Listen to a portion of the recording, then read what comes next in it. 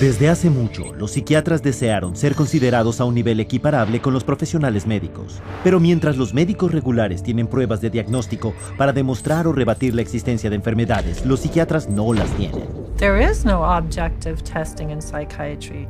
There is no blood test, there is no urine test, there is no biopsy.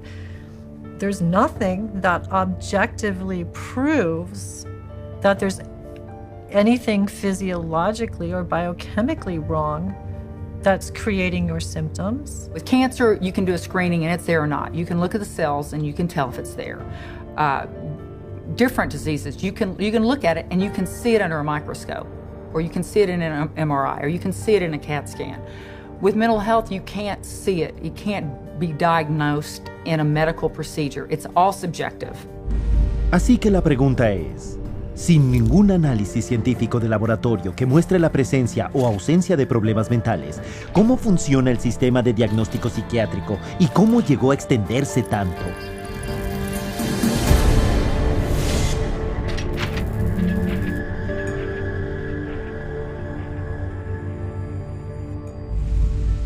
La búsqueda de la psiquiatría por una base científica ha estado en marcha durante más de un siglo. A finales del siglo XIX, el psiquiatra alemán Emil Kraepelin fue el primero en intentar clasificar los problemas mentales como estados médicos de enfermedad. Aunque dedicó su vida a intentar demostrar que ese problema venía exclusivamente de fuentes biológicas y hereditarias, nunca pudo hacerlo, concluyendo finalmente que era prácticamente imposible diferenciar científicamente al normal del demente.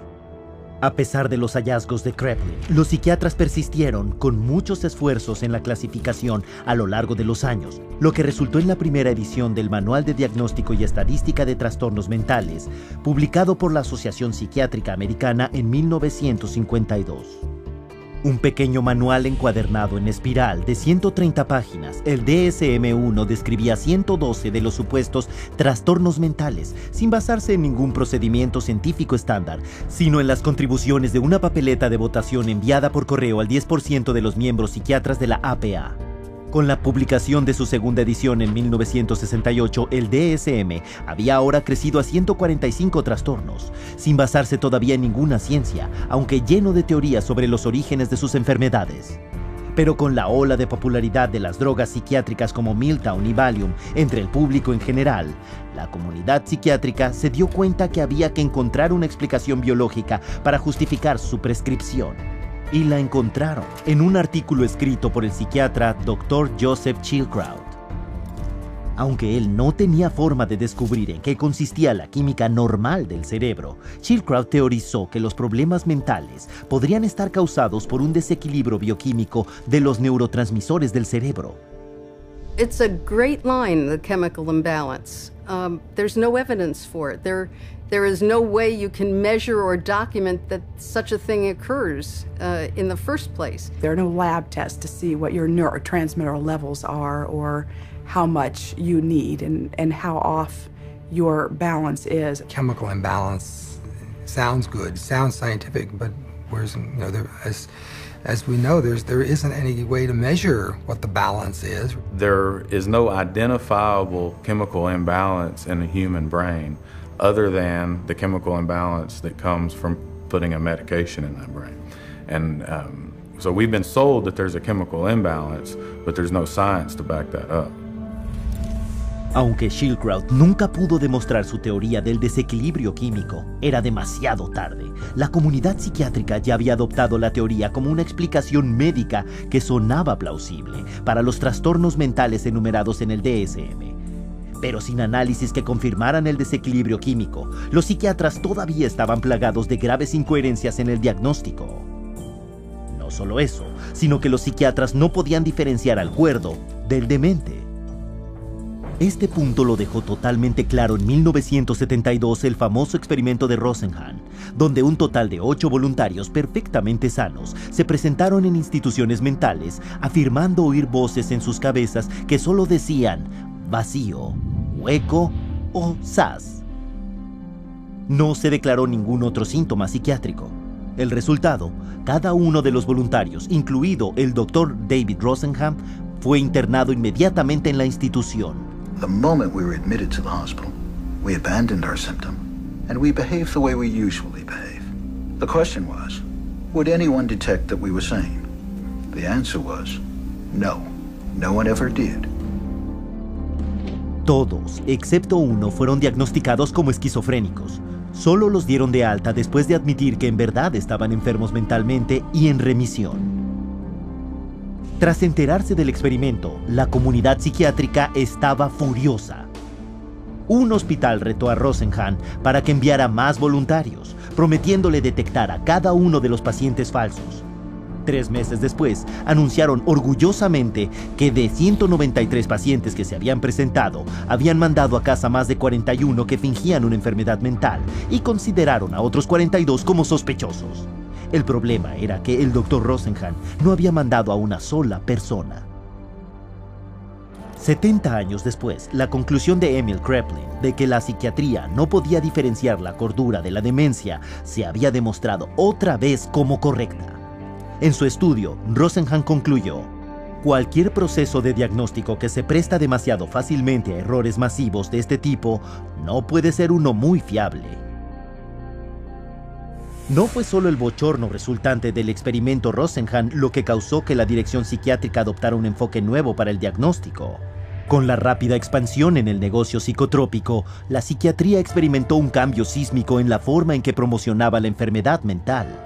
Y la tercera edición del DSM, encabezada por el psiquiatra Dr. Robert Spitzer, adoptó un enfoque biológico basado decididamente en el cerebro. A diferencia de sus predecesores, el DSM-3 propuesto daba por sentado que los problemas mentales se derivaban de las anormalidades físicas del cerebro. Y en vez de describir causas psicológicas posibles debido a la angustia mental, el DSM-3 simplemente les proporcionaría a los clínicos listas de verificación de los síntomas. Sin embargo, estas descripciones eran lo bastante amplias para poder aplicárselas a cualquiera en cualquier momento de la vida. Sin ninguna ciencia para apoyarlos, estos nuevos trastornos propuestos y las listas de verificación que iban con ellos se vieron sujetos a negociación intensa, compromiso, alteración y acalorado debate. El psiquiatra David Schaffer, que asistió al congreso del DSM-3, observó: People would shout out their opinions from all sides of the room, and whoever shouted loudest tended to be heard. My own impression is, coming straight from England, was it was more like a tobacco auction than a sort of conference. Many committees are established to determine what should and shouldn't go into the DSM, the current revision. And a lot of the committee activity is based upon, could be personal bias, political pressure, the trend that may be in vogue then, and other things that are non-medical. Well, in the DSM, I mean, they vote in diseases. I mean, they get together, the panel of psychiatrists look and decide, is this a disease or is this not a disease? How many of you agree this should be a disease? They have a show of hands. They said 20 people in the room, 12 vote for it, 8 vote against it. Bingo. They have a disease. Tell me that that's science. Un psicólogo informó que durante los debates del criterio propuesto para el trastorno masoquista de la personalidad, la mujer de Spitzer protestó acerca de uno de los síntomas de los trastornos, a lo cual Spitzer respondió: bueno, quítalo. Sea científico o no, una vez que el trastorno se aprueba por votación en el DSM, es muy difícil que se vote para quitarlo. En raras ocasiones, sin embargo, esto ha ocurrido también. La homosexualidad, una enfermedad mental, de acuerdo con los DSM-1 y 2. Después de que los activistas por los derechos de los gays se manifestaron en su convención de 1973, la APA se doblegó ante la presión política y decidieron enviar por correo papeletas de votación a sus miembros psiquiatras para eliminarla de la siguiente edición del DSM. What happened? It wasn't like, there's some objective evidence that at one point it was a disease and we cured the disease and now it's a lifestyle choice. No, it was cultural. We became more liberal in this country and decided, okay, it's fine. Whereas, 50, 100 years ago, it wasn't fine, it was a problem. That's not medicine, that's something else. Y los psiquiatras que escribieron el DSM-3 lo sabían, como Robert Spitzer admitiría a la BBC muchos años más tarde. What happened is that we made estimates of prevalence of mental disorders totally descriptively, without considering that many of these conditions might be normal reactions, which are not really disorders. That's the problem. Pero en vez de aprender de sus errores, la Asociación Psiquiátrica Americana publicó el DSM-4 en 1994. Y era todavía más grande, con 374 diagnósticos diferentes en sus 886 páginas. La nueva edición superó el triple del número de enfermedades enumeradas en el DSM-1. Esta rápida expansión en el número de diagnósticos psiquiátricos puede que no ayude al paciente, pero beneficia a muchos otros. Una vez que un diagnóstico ha sido creado, entra en los planes de estudio profesionales, surgen especialistas para tratarlo, se organizan conferencias, investigación y publicaciones que lo tratan. Los psiquiatras formulan los síntomas de sus pacientes que corresponden a este y se recetan drogas para ello. El DSM, en resumen, no era ya solo un manual, sino una industria con todas las de la ley. The DSM, although it is our Bible, it becomes the Bible and it becomes tantamount to, the tablet coming down from Mount Sinai, not just for psychiatry and psychology, but for insurance companies, for the legal profession. It comes into play as far as sentencing. It comes into play as far as custody decisions.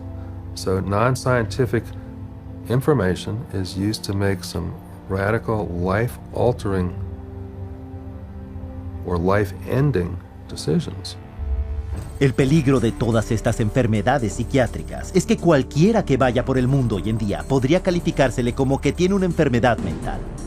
Usando el DSM, los psiquiatras de la Universidad de Harvard han declarado que la mitad de la población de la Tierra estará mentalmente enferma en el curso de sus vidas. Un prominente psiquiatra de Harvard, Dr. John Ratey, va un paso más allá sosteniendo: nadie es verdaderamente normal. Aunque la Asociación Psiquiátrica Americana ha reconocido discretamente la falta de pruebas para la teoría del desequilibrio químico de Joseph Schildkraut, la afirmación todavía sigue repitiéndose hasta la saciedad en los medios y se pasa a los pacientes cada día. Y aunque nunca lo oigamos en los medios de comunicación, los psiquiatras admiten sin problemas que los trastornos enumerados en el DSM no tienen una patología demostrada y por lo tanto no pueden calificarse como enfermedades médicas. If you were to be confronted with someone saying that the DSM is not backed up by science, what do you have to say about that? Oh, I would say that they're entirely right. No, the DSM is not science. I think there are non-scientific elements, political aspects of it that influence it. Yeah, absolutely. DSM-4 is still far away from science. The DSM system is far from perfect, but it's the best we have. DSM stands for diagnosis as a source of money. It brings in a lot of money. No obstante, la siguiente edición, el DSM-5, se encuentra en la etapa de planificación y espera publicarse en el 2012. Y esta vez, la negociación para las siguientes enfermedades psiquiátricas se está llevando a cabo en secreto. Pero sí conocemos algunos de los nuevos trastornos bajo consideración. Uno es el trastorno de adicción a la Internet, que se presentó originalmente como una broma en un artículo del New Yorker de 1997. Sin embargo, se afirma ahora que 25 millones de personas pueden calificarse como surfistas compulsivos de la red.